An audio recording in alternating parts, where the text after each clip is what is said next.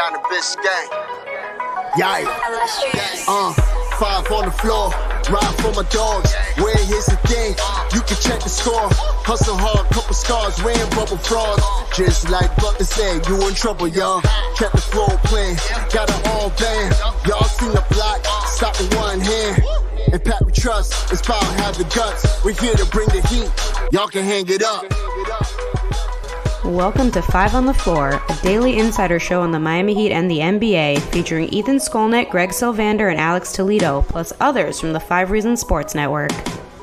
All right, welcome into 5 on the Floor. Here's today's floor plan. I'm Ethan Skolnick. You can follow me at Ethan J. Skolnick at 5 Reasons Sports. We got Greg Sylvander. You can follow me at Greg Sylvander, Brady Hawk at Brady Hawk 305, and Alex Toledo at Tropical Blanket. The Miami Heat win 106-96 in Portland. They all got the moleskin notebooks out and wrote off the Blazers after a very, very difficult first quarter, which was trash. Let's just be fair on this. That's about the best that I can say. I don't know what most of them were doing in the first quarter, but in the second quarter, Jimmy Butler decided to come to play, and he had a stretch where basically he had 10 points in about 6 minutes, and also the passing, the defense, the floor game. I'm going to say it right now at the very beginning here. He's playing the highest level all-around basketball that I've seen him play with the Miami Heat in the regular season right now. And that's with as good as he was last year after the All-Star break. It is repeating itself. And we talk about the scoring that he did in the playoffs, lifting this team to the finals a couple of times. But this is about more than scoring. He is passing the ball in a way I've never seen him pass the ball. We were talking about this on playback, but a couple of the feeds to Bam, but also to Duncan, the no-look stuff. Like, to me, the one thing that always differentiated him from LeBron in Miami was the passing. That LeBron was just an elite passer, could see the entire floor. Jimmy's now seeing that stuff, and I don't know that that's always been the case. So anyway, we will get to all of this today, and of course we will have some fun with Joe Cronin. I just want to be clear on something here before we go forward, guys, and Greg, I'll go to you first, and then we'll get to the Rocky Sports Gamer of the Night. The haul that Joe Cronin got for Dame, the haul, right? Don't settle. Robert Williams out, injured, which has been previously in his career. Malcolm Brogdon out, injured, which he has been previously in his career. Ayton, who they would have gotten anyway, even if they had made the deal with Miami. Ayton doesn't come out of the locker room because of a hand injury. He gets into it with Kevin Love. Kevin stays in the game. Ayton's out of the game. We know that Ayton doesn't really seem to care about basketball all that much. That was the haul. They also didn't have Shaedon Sharpe tonight, and they didn't have Scoot tonight. So they were shorthanded, and this is a game that absolutely Miami should have won. But before we get into we're going to get into the gamer of the night and some of the specifics of tonight, I want to start with you, Greg, on this. The Heat are now 5th in the East. They are within a game and a half, I believe, of 4th. They are in striking distance of 3rd. That was not supposed to be the case when they went on the road to face Milwaukee and Philadelphia before the break. It was not supposed to be the case when they come out of the break and then Jimmy Butler gets suspended and they've got to go to Sacramento without him. They are dangerously looming. The minute that we left them for dead, the minute I left from them for dead on our show and said, that's it. This team is amongst that 7-game losing streak. I don't know if they can come back from this. What do? They're 9-2 in their last 11. They are reeling off victories on the road. They're like the remixed road warriors, I'm starting to call them, with all these road wins that they've racked up recently. When you saw this stretch of at Milwaukee, at Philadelphia, at New Orleans, at Sacramento, at Portland, and then at Denver still to come, everybody, I think, flinched just a little bit and thought, damn, can we get through that stretch 500? Can you come back with one win more than you lost? And the fact that they have reeled off all these games and positioned themselves not only to be out of the play-in at this current moment, but to have striking distance from a home court seed. It's just a complete 180 from where we were just a little bit ago. This team is absolutely crazy like that. The minute that you count them out is the exact moment that they turn around. And now they're doing it. And you're right. It's led by Jimmy Butler, but there's other guys that were really playing well. I thought Terry had a great game late as well. So there's lots of stuff to unpack. But overall, the Heat should feel damn good about where they sit in the Eastern Conference. Yeah, I got a debate here on this on the Rocky Sports Gamer of the Night because I think Jimmy Butler was their best player tonight, but I'm going to go with Rozier. Let's load it up, Alex, because I'm sorry. I threw that at you at the last second. Go ahead. And now on 5 on the Floor, it's time for the Gamer of the Night, sponsored by Rock Esports Center, the place to eat, drink, and play all day. Host your next birthday party with them. Located at 15305 South Dixie Highway in Palmetto Bay. They've got a 5,500 square foot state-of-the-art center equipped with all the high-end power. Play all-day passes available for just $25, but if you mention 5 reasons, it's just $20. So mention 5 reasons or 5 RSN. You get to play all day for $20. And now, the Gamer of the Night. All right, so Jimmy Butler tonight, 22 points, 4 rebounds, 9 assists, no turnovers. That's about as ethical a basketball game as you can play. But Brady, I'm going with Terry Rozier because of the significance of it. This is just a Jimmy thing. This was a Jimmy game. When he's engaged for pockets of the game, he's going to put up numbers like this. Rozier has struggled with his shot since he come to Miami. This is the first time he shot 50% from the floor since he came to the Heat. He does it after an injury that it looked like he might be out for maybe the season, if not several weeks. He's back within 3 games of the All-Star break, which is what we told you was likely going to be the case once we found out the details of it. And he shoots 7 of 14 from the floor, 2 of 4 from 3, 19 points, 4 rebounds, 4 assists. And it seemed to me like when he hit the one long 3, I don't know, there just was like a release, and he was in total control the rest of the game. What did you see? What did you like? Yeah, I was gonna say he was definitely the gamer of the second half. Because I didn't think he was played that great in the first half. Like I thought he was still a little trying to get some of the rust off. I thought he was still not being his aggressive self as we were talking about at the beginning of that game. There was too many pockets where he's running these pick and rolls with Bam, and every time he runs a pick and roll with Bam, he's passing it to Bam, and it got to the point now where the defense is just collapsing under Bam on the roll, where they're like daring Terry to like take shots. He's not really taking a lot of the pull up threes and a lot of the isolation stuff. So it's like, it just made it an ugly offensive viewpoint. So I thought it was really big for him just to kind of have that switch in the second half. I thought he came out much more aggressive, just kind of getting into the paint a little more, being willing to take some of those tough threes. Like the thing about him is like not taking open shots. Like he's a tough shot maker. Like he's got to be a guy that just takes shots. He just has to be aggressive for himself. It's not really about certain, like Tyler's a guy that finds open slots. Like he's really good at finding dead space and finding a way to pull, where Terry almost needs to do the opposite. Like he needs to just kind of work and cook and find a rhythm himself. And he seemed like he was doing that. He had the one big 3. It seemed like after Higgins was like flexing on him, like he kind of got in his head a little bit and he wanted to get a 3 off, and he did. And then the next play, he kind of had that pullback dribble and hit the mid-range jumper. And then it got to the point where after that, he missed the next one, but the whole Heat team cleared out. Like you don't see that often on the Heat because they're not an isolation team. Both like 4 guys, 2 on each side, just went to each corner and let Terry just stay in the middle of the floor dribbling and take a tough shot. And he ended up missing it, but it's like, you need Terry to take those shots. That's him.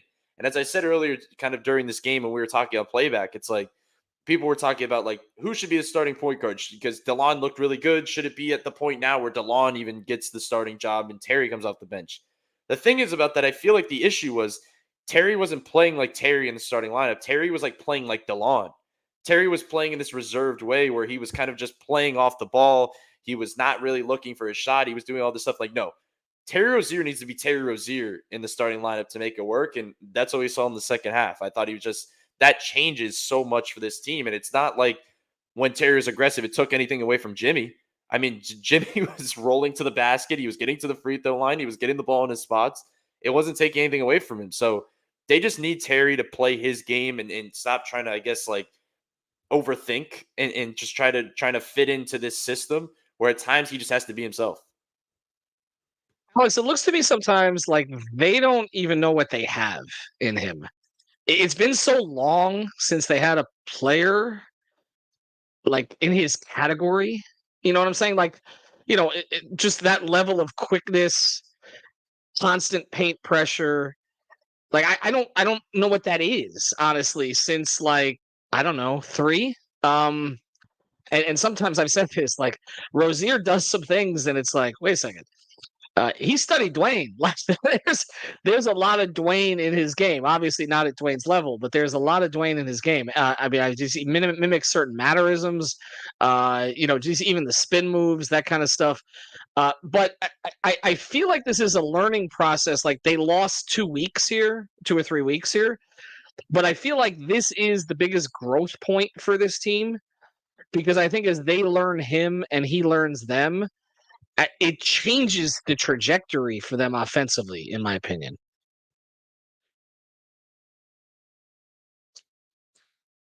Mute. Okay, do you hear me now? Okay, sorry about that. So yeah, I completely agree with you. So I feel like, and we talked about this before, like they were leaving some meat on the bone there with Terry. And I know it's a phrase I've used recently, but like in general, I feel that way about a lot of guys on this team. And it's like it's hard to feed all these mouths, right? And when it comes to Terry, I think he's sort of been trying to adjust to this newer role, and maybe he feels like some of those shots that he was taking in Charlotte are not necessarily shots that the Heat have wanted him to take. But I completely feel like that's part of the reason they traded for him. It wasn't just the rim pressure and the playmaking, which has been really nice, but like the pull-up shooting, the shot making, the herky jerky parts of his game, the shiftiness of his game, like all that stuff is kind of needed. Like they need that kind of extra layer of chaos on offense because they don't have other guys who can do that. So it was really nice to see him kind of get back into his game tonight. And he's very much a guy who kind of gets into rhythm by, like Brady was talking about, just by kind of cooking up and, playing his game.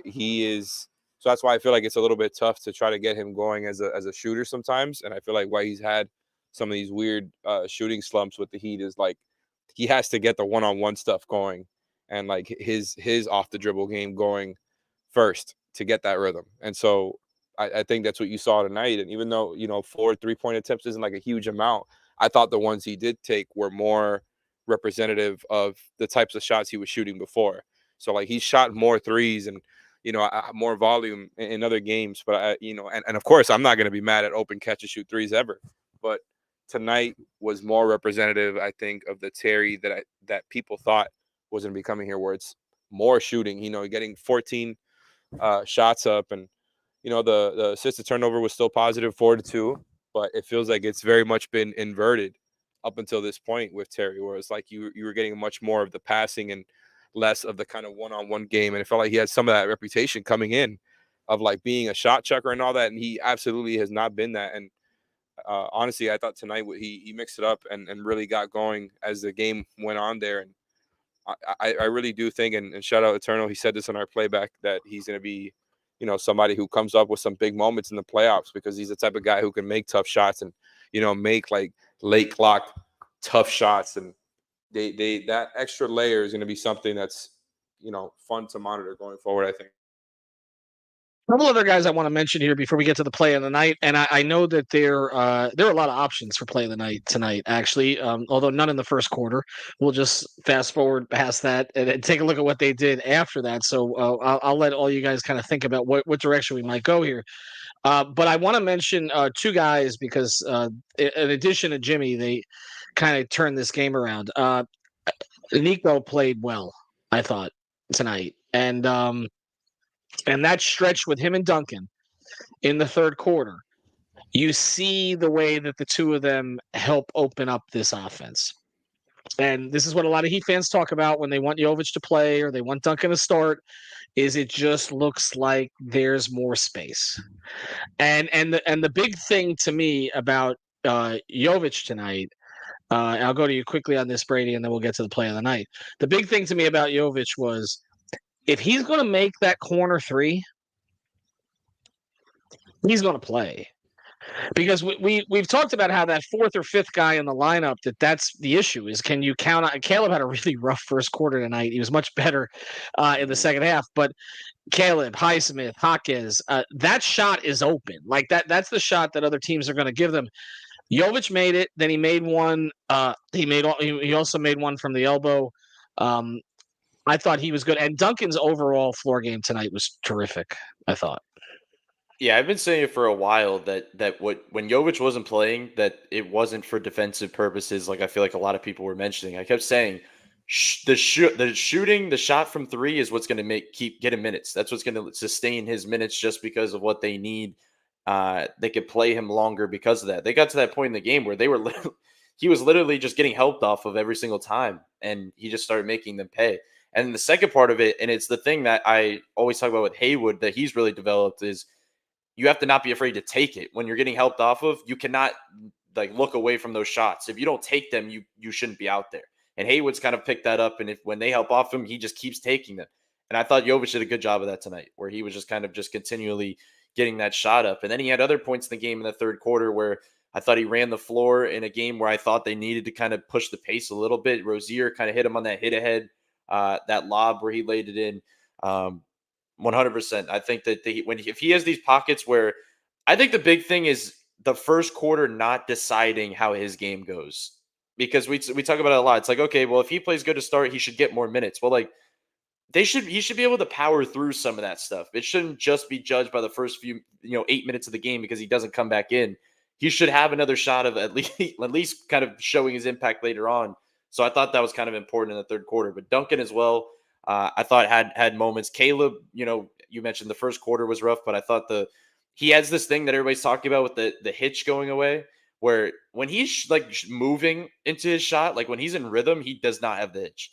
But it's also funny because I mentioned before, like I feel like the last few seasons, the longer they go into the season, the more the hitch goes away. Like the reps go up, and all of a sudden late in the season and then into the playoffs they go, and the hitch is like somewhat gone. So it's just a funny trend. But yeah, it was definitely, I think, a good game for Jovic to not only play well in that third, but also just get the start. Because I think there were some people that were questioning, like, after that game the other night or last night, it was like, okay, does Jovic just jump back in there, or do they stay defense? Well, it looks like he's going to stay in there. I mean, that's where this seems to be headed, because when Tyler comes back, he'll go back in for Duncan. They'll see how the Rozier Herro backcourt works. But I don't think they're pulling Jovic from the starting lineup now, which means that Caleb's going back to the bench. And that's not the direction I thought he would go. But I do think it's setting up for that now. We'll see. And again, I think if that's the case, it's going to be short minutes for Jovic, or maybe one stint each, first quarter, third quarter, and maybe he's extended to 7 or 8 minutes during that stretch. But it does seem like he's entrenched there to a certain degree. I know which play we're picking for play of the night, so let's roll it, and then we'll see if it was the same one you guys would have done. And now it's time for the Insurance by Lynette Play of the Night, sponsored by InsuranceByLynette.com, an A-aggressive insurance agency. You can reach out to our friend Lynette at 954-581-8800. That's 954-581-8800, or InsuranceByLynette.com. That's InsuranceByLynette.com with 2 N's and 2 T's. Your best play for auto insurance, homeowners insurance, condo insurance, life insurance, or a retirement program. Reach out to Lynette at InsuranceByLynette.com. I'll say this: I could watch DeLon Wright fight through screens all day long. Not going to be play of the night, but he caused a 24-second violation basically because of his activity on the defensive side. Again, something we didn't see. They had 2 needs; they addressed them both. I mean, I know people are going to talk about size, but Jovic may mitigate some of that. But I just think what they did getting Rozier and Wright for Lowry. And a protected first was masterful, honestly, and I think I think we're gonna look back at it that way also. But to me, the play of the night was the Duncan relocation for the 3. Alex? Were you on playback with us for that one? Do you remember that sequence? I don't at the moment. Which can you describe it was the Duncan 3, I believe, in the third quarter. I'm trying to replay it in my head, but I'm sure some of the chat will remember where the ball was just popping. I mean, it was. Jovic was in there too, and yeah. It was early in the third, right? It was early in the third. Four guys touched it, and then ended up with Duncan relocating. And making a 3. And we were all surprised because like the ball was not moving like that at all in the first half, and they were like, "Whoa, what's going on?" But it was Jovic and Duncan who kind of created that kind of movement. We didn't see it again in the first quarter.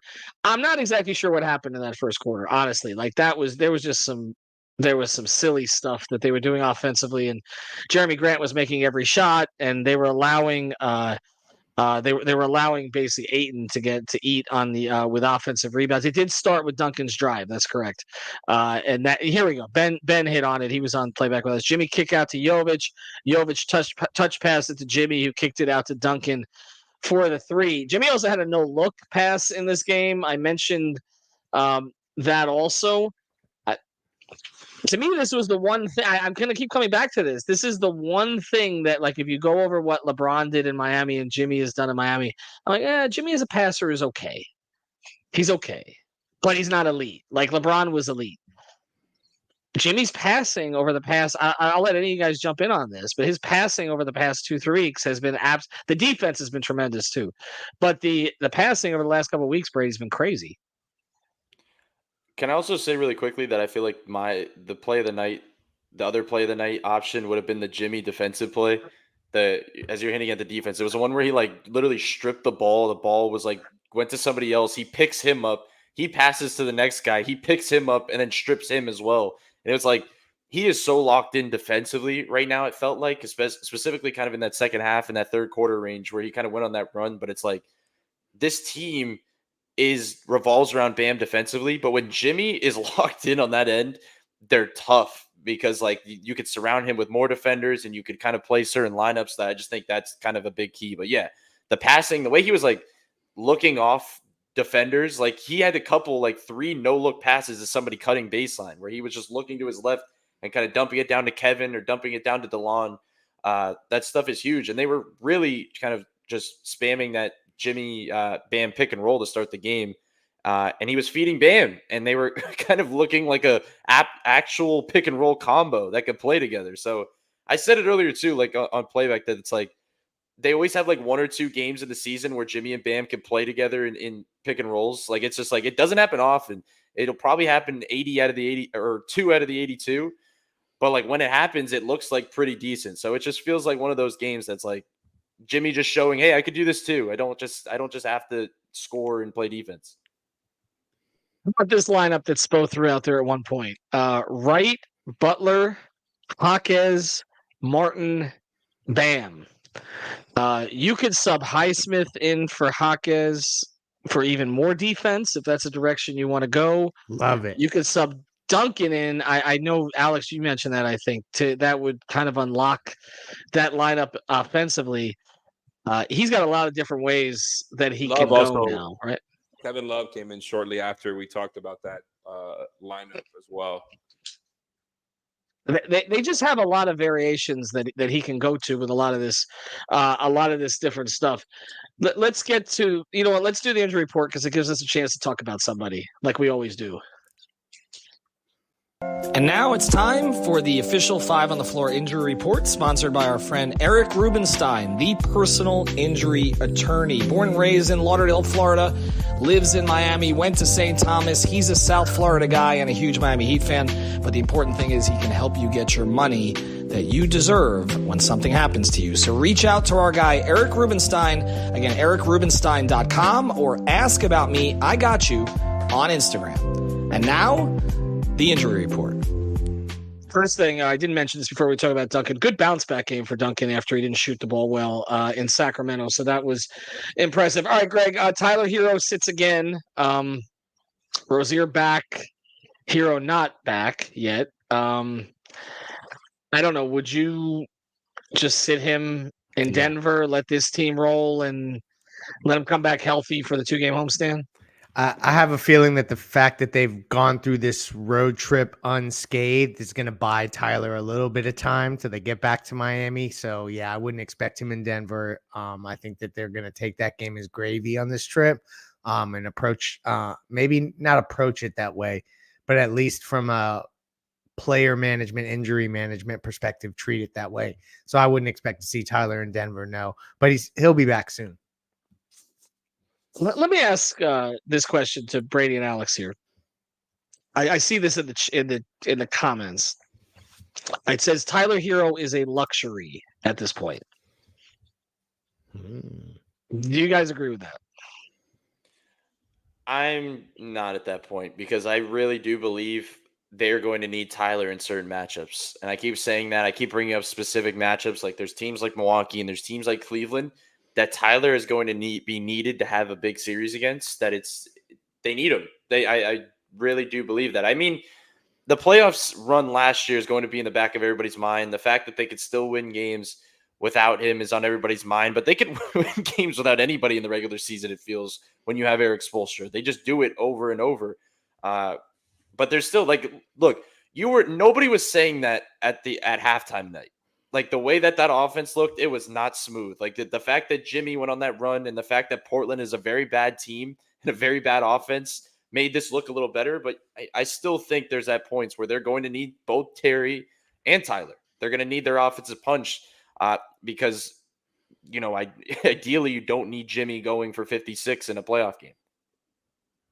Ideally, although we wouldn't mind seeing it again. I don't think he'll play in Denver. I think the altitude will play into it too. He takes a few days off. You don't want to throw him back out there for that. And I do think they're going to see this game as gravy on the trip. I mean, I've covered, I think, 13 Heat games in Denver in the regular season. I saw them win once. It's just not a place that they win regularly, and I don't know that any of us thought they would be 3-0 through this trip. I think we thought the Portland game was a win, and they probably, maybe they get one of the two against New Orleans or Sacramento. So this trip has already gone beyond expectations. Everything has kind of been good lately. I mean, if you think about it, Rozier gets hurt. It's not for as long as everybody thought it was going to be. DeLon Wright available. They pounce on him. The Rozier trade, obviously, prior to that. And then, you just look at, Jimmy coming back the way he's come back from the hiatus. Like, it does feel like there's a lot of good things that are flowing at a time. And I'll let Greg, Alex, you can close this. I mean, at a time where Philadelphia is fading, which kind of anticipated would happen with Embiid, but it's carried in. The Knicks are not healthy right now. They're a different team without OG. It's really just Cleveland that's Cleveland and Boston are playing at this really high level, and because of that, the three. I mean, Milwaukee's playing better now. They won 4 in a row, I guess, and they won big tonight against Charlotte. But it just feels like everything's flowing in the right direction. The question will now become, do you rather be the 6th seed and avoid the Boston bracket, or do you go for the 4 or 5 matchup, try to get home court in the first round, Boston matchup be damned? And the fact that we're even in that place, I left them for dead during that 7-game losing streak. The fact that we're here, it's just crazy. And also with these teams in the East free falling, you're so right. They have such an opportunity here to seize a seed that I think that they look like that they were really careening towards the play-in, and now they're not. They are firmly entrenched in this battle for what looks like potentially home court in the first round. And I think that should be the goal moving forward. Get that first series under your belt at home, start at home, finish at home. That would be a real win, I think, psychologically too, for this team to get all the way back up to that seed. And that's why those who say get the 6. If you can't get the 3, you get the 6, and you don't have to deal with Boston until the conference finals. And I just don't agree with it. You're going to have to see Boston at some point anyway. You're going to have to see them at some point. You're going through them one way or the other. Okay, that's just the way that this is going to go. And I don't think they have any fear of them. So if you get them in the second round instead of the third, I don't think. To me, I don't think that makes a big difference. I would rather have the home court to get this team going. You've got a couple of new pieces who've not been with this team. Haka is going to play his first playoff game, right? You've got Rozier for the first time with you. I just think they'd be so much better off, even with the way they played on the road lately, obviously winning 5 in a row at home. All right, Alex, I'll let you close on this. Give me a path to winning in Denver. Oh, God. The toughest question of the night. I'm not looking forward to that game. Like you mentioned, like them playing in Denver for as long as I've been watching the Heat has been a scheduled loss, no matter how, good or bad they are. And they're the reigning champs this time. So I don't have high expectations for it just because of, the historical aspects of it and how good they are. But really the path, I guess, is just low turnovers, right? That's a path pretty much Well, to beating any good team. let's start with 13 on that because Bam can't have 6 turnovers against Denver. That'll be a 20-point blowout. And yeah, that was a problem tonight. Like the Heat had, I believe, 17 turnovers, and it kind of mitigated like you forcing the Blazers into 18, which would usually be really good. But that margin needs to be bigger, and I think that's more, second night of a back-to-back, playing one of the worst teams in the league. I'm not expecting them to be making that many mistakes versus the Nuggets, and the Heat are typically a pretty low turnover team anyway, so I'm not too worried about that. But specifically, that's got to be like first things first. Then, of course, the defensive end, like it's just so hard to be really sharp versus them because they're constantly making you scramble and move, and not to mention Jokic being kind of just like Mr. Unstoppable out there, where he's got kind of a counter and an answer to every which way you could possibly defend him. It's kind of infuriating, a team that can just, you feel like you're doing a good job guarding them for most of a possession, and then they'll just hit you like a back-breaking shot at the end of a shot clock. And it's just bringing me back to watching them in the finals and just being like, man, this is a team that's hard to scheme up like solutions to the problems. And that's kind of what I come back to. So I guess just like, be really sharp with the defense. Don't turn over the ball. You got to hope that the ball movement, if there is some, right, because, the Heat can kind of be up and down with that. You got to hope that the ball movement leads to made threes, right? That's one of those like factors that can put you up in a game where you're not supposed to win, is like you just make more threes than the other team. And by the way, big factor tonight, the Heat, just looking at it really quick, hit 56% of their threes, and the Blazers hit 33. And that's not going to happen most likely against the Nuggets. Like you can't expect another 56% from three night. But like I'm more interested to see what are Spo's solutions, because he obviously is known for like kind of going through different things and different coverages, and he did that versus versus Jokic in the finals last year. So I'm interested to see what he leans on. Wouldn't be surprised if it's just like 70% zone, as we've seen as of late. But I just think there's a lot of different ways they can go with it, and it's a completely different roster. So to me, like the Nuggets game is more like a curiosity thing for me. And less of like, okay, this is what they have to do to beat them, because I'm not really expecting a win, to be frank. I want to get back to one thing we were talking about as we close here. The 7-game losing streak. Okay. I believe Spo is serious when he says he liked it. As crazy as that is, like, because coaches will say that stuff, but they're not psychos. He is. I really do think that they needed. Go back and look at those 7 games against the good teams. They got rolled. Yeah, it was so bad.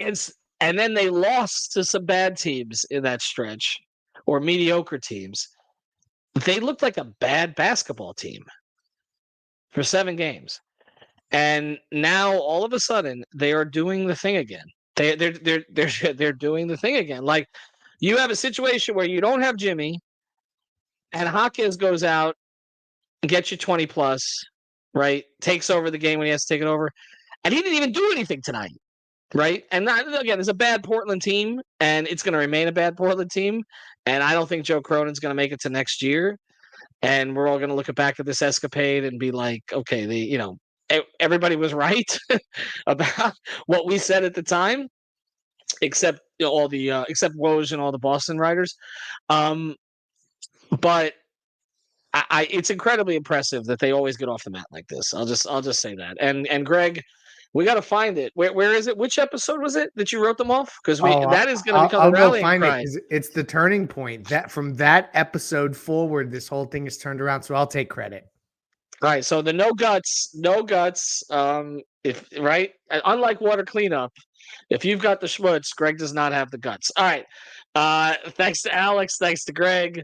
Thanks to Brady. Thanks to our sponsors. Yes, we are trying to go live on all the road games the rest of the way. So we'll see.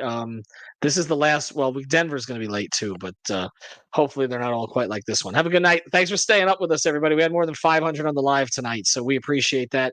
And of course, you can also catch it on the podcast feeds. Have a good one. Thank you for listening to the 5 on the Floor on the 5 Reasons Sports Network. After all, someone needs to listen to my dad.